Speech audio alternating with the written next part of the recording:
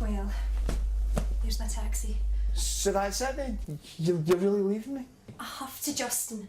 There's nothing for me here anymore. You're just too wrapped up in your career. Pie eating isn't my career, Sandra.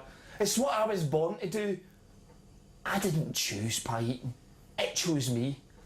Look, it's not my fault I'm the greatest pie eater in the history of this sport. It's not a sport.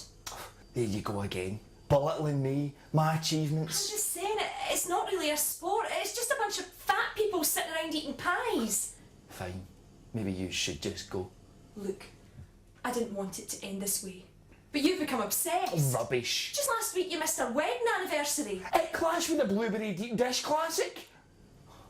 You said you understood, but you'll never understand, will you, Sandra? I have fans, people who rely on me. If I'm not out there eating pies for the little guy, who will? You, Sandra, you. Justin, you don't have fans. You're a competitive pie eater. No fans, eh? Then what about all the letters I get? What about the one I got from Mrs. Peacock saying that my pie-eating exploits had inspired her to defeat cancer? Oh yes, Mrs. Peacock. How is she these days? She's having a whale of a time. And no thanks to you and your anti-pie agenda. Oh, you'd like that, wouldn't you, Sandra, eh? All my fans dead and the world eating rabbit food. Well, that's not my world. And it's not Mrs. Peacock's world either. Stop it, Justin, stop it! Mrs. Peacock doesn't even exist, does she? You wrote those letters to yourself. I checked the computer. You checked? Oh God, Sandra! Oh, please, please, don't leave me! Don't leave me! Okay.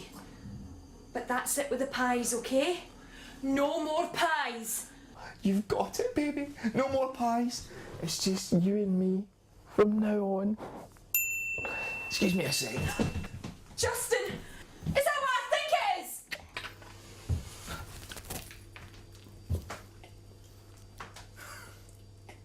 Are you still here?